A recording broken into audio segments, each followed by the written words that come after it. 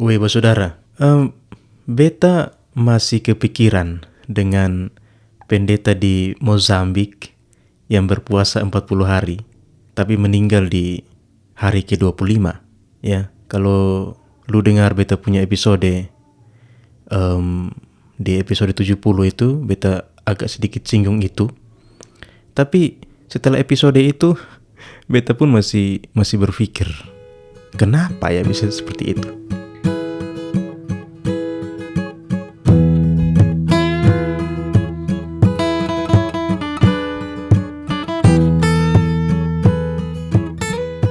Dan saudara, rasa penasaran beta itu kemudian mendorong beta untuk membuat sedikit riset ya, baca-baca. Beta baca di bbc.com ya. Pendeta ini itu namanya Pastor Francisco Baraya ya. Usianya itu 39 tahun. Beliau adalah pendiri Santa Trindade Evangelical Church ya, nama gereja saudara ya. Dan beliau tuh menurut laporan rumah sakit, dia tuh didiagnosis mengalami anemia akut dan kegagalan organ pencernaan ya. Jadi karena aktivitas puasanya itu dua penyakit yang kemudian dikasih tahu oleh pihak rumah sakit bahwa oke, dia mengalami anemia dan kegagalan organ pencernaan. Nah, di berita ini juga dituliskan bahwa memang menurut penuturan jemaat setempat, saudara ya, sang pastor ini dan jemaatnya itu sudah sering melakukan aktivitas puasa, tapi tidak pernah selama itu. Dan menariknya, saudara, Pastor Francisco ini bukan orang pertama yang meninggal karena melakukan puasa 40 hari ini. Di tahun 2015, masih di benua yang sama di Afrika, tepatnya di Zimbabwe, itu ada juga yang meninggal ya setelah 30 hari melakukan aktivitas puasa. Nah, kemudian ketika beta bertanya, baca lagi beritanya ya, lebih detailnya, beta pun kemudian bertanya lagi. Ya kayak pertanyaan di awal tadi, bahwa kenapa sampai bisa seperti itu, saudara? Sebagai seorang Kristen, beta pikir tidak ada kewajiban untuk kita berpuasa ya, saudara. Beta dengan pengetahuan agama yang begitu dangkal ya, menurut beta tidak ada tuh kewajiban ya. Atau mungkin correct me if I'm wrong kalau beta salah ya. Tidak ada kewajiban. Nah, terus apakah pendeta ini itu melakukan itu untuk memperdalam imannya atau untuk glorifikasi pribadi? Bisa saja tuh, saudara. Ini aktivitas yang berlebihan menurut beta, saudara. Dan sesuatu yang berlebihan itu kan tidak baik ya. Oke, saudara, kita bisa melakukan sesuatu yang berlebihan ya karena kita suka. Ada satu kata yang bisa kita pakai untuk ini, yaitu kecanduan. Baik, saudara, candu dalam Kamus Besar Bahasa Indonesia itu memiliki 3 arti. Yang pertama tuh menunjukkan pada, itu kata benda ya, pada getah dari buah namanya Papaver somniferum ya.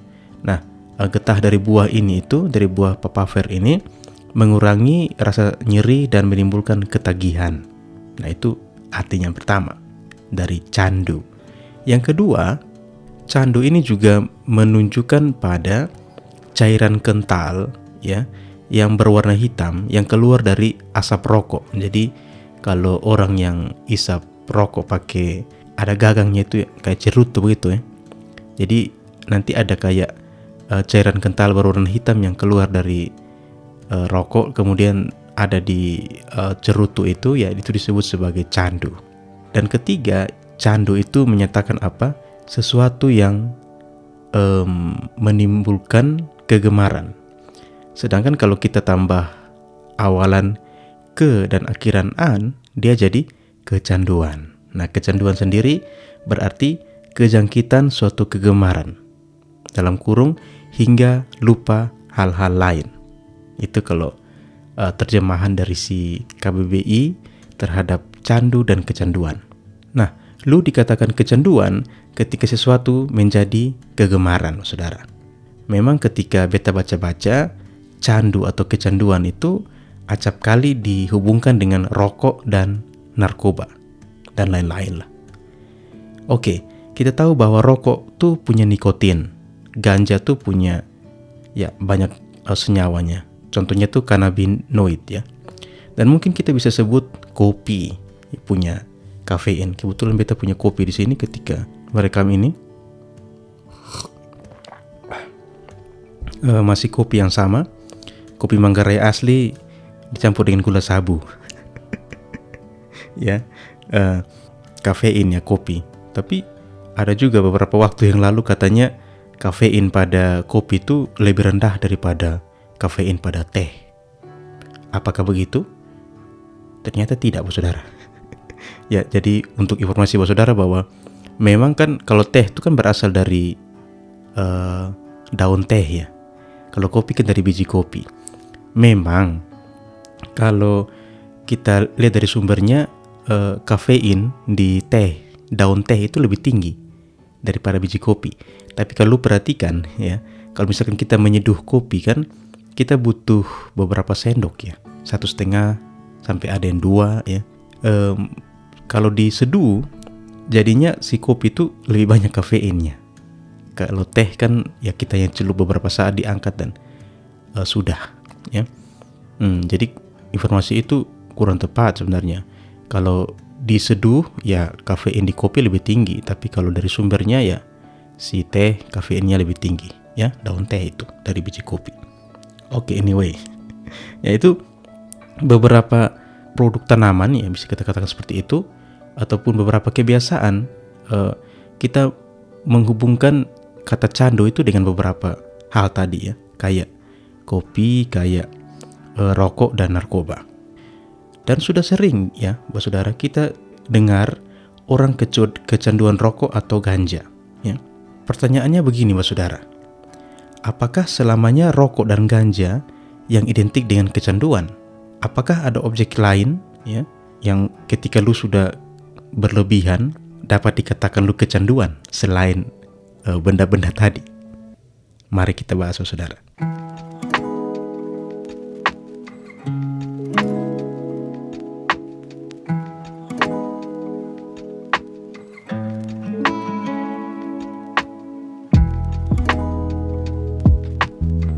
Pertama-tama, saudara, kecanduan itu adalah penyakit medis dan bisa diobati.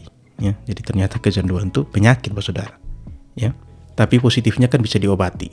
Bahkan dalam kesehatan, kecanduan itu disebut sebagai gangguan penggunaan zat, seperti itu.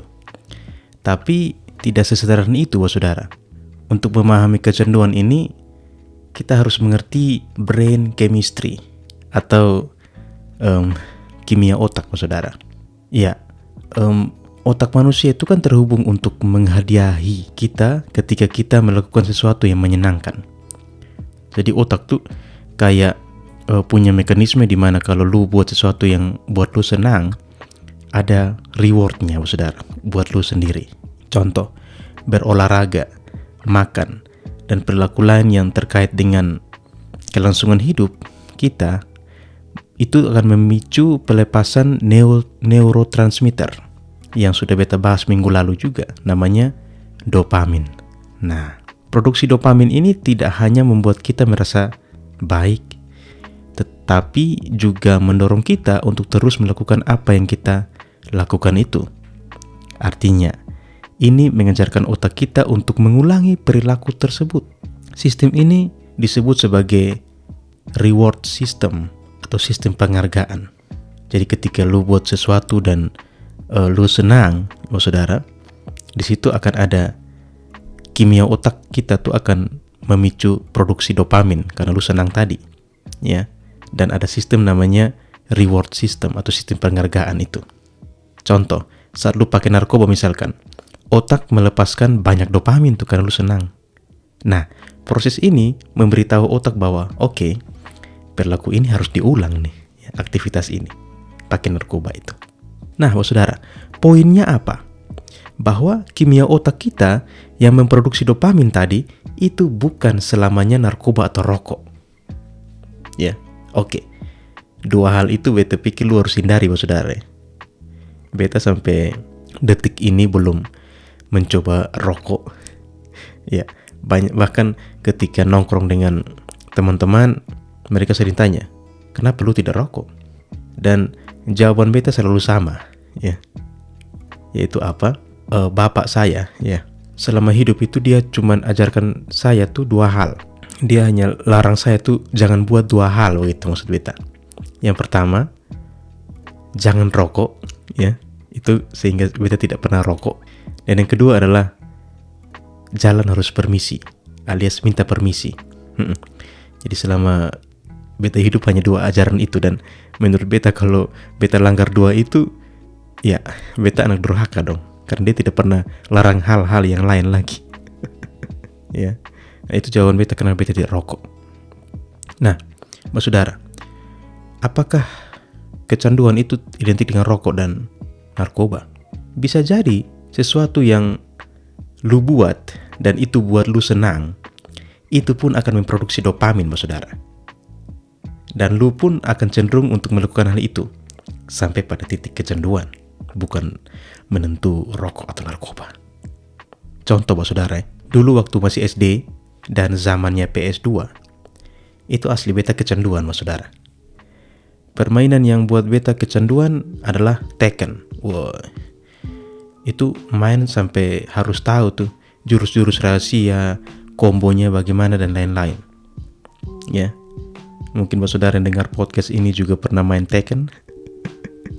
Ya, karakter andalan beta adalah Yoshimitsu. Ya. Kebetulan yang punya rental PS itu om beta sendiri, dan rumahnya sangat jauh alias di depan rumah beta. Jadi ya main terus tuh saudara. Bahkan saat beta sudah SMP, beta nabung tuh untuk beli PS2. Dan terbeli saudara. Alias waktu itu bapak dan mama tambah uang untuk beli PS. Masih ada sampai sekarang. Beta kembali ke pendeta tadi saudara. Bisa jadi beliau itu sudah kecanduan agama saudara. Ya. Kayak beta kecanduan PS2 tadi. Nah, pertanyaannya lagi saudara. Mungkin lu bertanya pun ke beta, apakah bisa orang kecanduan ini agama? Beta baca-baca dan beta dapat satu artikel. Ya, beta bukan artinya baca dan untuk mendapatkan sesuatu yang membenarkan beta punya pendapat, tidak. Tapi ini ya, beta hanya paparkan saja saudara bahwa ternyata ada loh satu situs namanya promises.com, lu bisa baca. Ternyata kecanduan agama itu bisa terjadi saudara. Disebutkan bahwa salah satu indikator seseorang dikatakan kecanduan agama adalah terobsesi dengan aturan. Seseorang yang kecanduan agama akan mengikuti aturan-aturan keagamaan dengan ketat. Dia tidak berhenti mempertanyakan, tetapi hanya mematuhi aturan dengan obsesi pikirannya. Dia juga mungkin menghabiskan waktu berjam-jam memikirkan interpretasi aturan dan apa yang dianggap sebagai dosa. Itu hanya salah satu indikator saudara. Ada sekitar 5 indikator orang dikatakan kecanduan agama. Dan untuk kasus pendeta ini, ya, dia terobsesi dengan aturan. Apakah pendeta ini juga mendapatkan dopamin dengan kecanduan agamanya? Sudah pasti iya saudara. Ya, entah motivasinya apa, tapi yang beta prediksi adalah kalau bukan glorifikasi pribadi, ya oke, dia kecanduan agama. Nah, kemudian untuk fenomena ini ada satu istilah lagi saudara. Kita sebut sebagai false dopamine hits. Apa itu?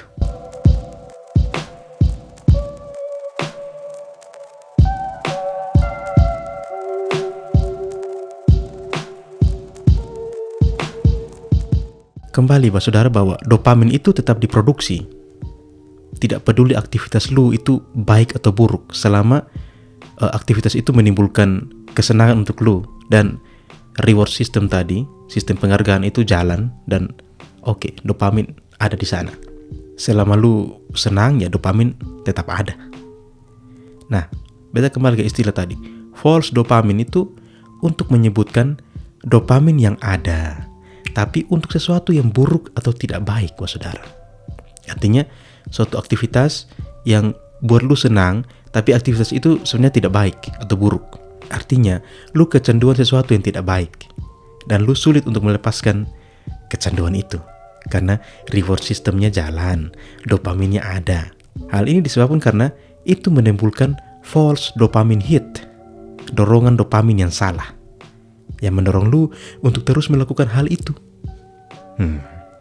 Salah satu false dopamine hit yang sering timbul adalah watching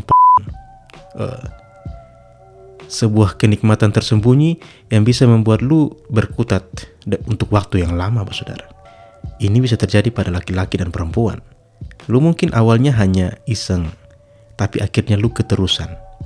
Biasanya lu pengen berhenti, tapi false dopamine hits itu membuat lu susah untuk keluar. Biasanya lu pengen berhenti, ya, tapi selalu gagal. Lu akan merasa malu dan bersalah. Dan menurut ahli psikologi, saudara, perasaan terendah manusia itu adalah dua perasaan ini. Perasaan malu dan bersalah. Butuh lebih dari sekedar niat untuk lu lepas dari hal ini, saudara. Mungkin lu sekarang sedang ada di false dopamine hit-nya lu, ya. Apa saja itu, apapun itu. Sesederhana lu kecanduan gula, ya, sugar addict. Ini juga ya banyak yang aktivis-aktivis yang pro penggunaan ganja untuk kesehatan bilang bahwa manusia itu kan kecanduan gula, ya. Ya sesederhana lu kalau lihat gorengan lu timbul keinginan untuk makan sebanyak-banyaknya begitu, ya. Sesederhana lu kalau makan mie tidak makan nasi, lauknya mie, itu sugar addict, saudara, kecanduan gula. Atau kalau kita mau expand lagi, kita perluas lagi, misalkan lu kecanduan untuk gibah, misalkan ngomong namanya orang, kejelekan orang, dan lain sebagainya. Perjulitan duniawi. Ya, beta pun punya false dopamine hit yang salah, ya, dan beta berusaha untuk keluar dari itu. Pesan beta sih, saudara, coba kita berjuang, saudara, untuk lepas dari dopamin yang salah itu, saudara. Perlahan kurangi, cari pola untuk upaya preventifnya lu, saudara. Beta selalu berpatokan bahwa hidup itu butuh pola, saudara. Meskipun ya kata Bapak Presiden, ya, bahwa ya manusia itu jangan terlalu berpola lah. Kita harus jangan kaku dengan aturan ataupun pola. Tapi untuk hal-hal yang biasa kita alami dalam hidup, kita pikir pola itu penting, saudara. Karena kalau kita tidak pernah tahu pola, bagaimana kita mau disiplin, misalkan begitu. Dan untuk melepaskan false dopamine hit ini, lu butuh pola, saudara. Niat saja tidak cukup, butuh pola untuk preventifnya lu. Tidak perlu orang lain, saudara. Lu yang tahu lu tuh bagaimana, ya. Coba berubah. Jika lu gagal, ya tidak apa-apa. Setidaknya lu berusaha tuh, saudara. Gagal ya, coba lagi. Sekian episode ini. Terima kasih yang sudah dengar, saudara. Mari berjuang. Cheers.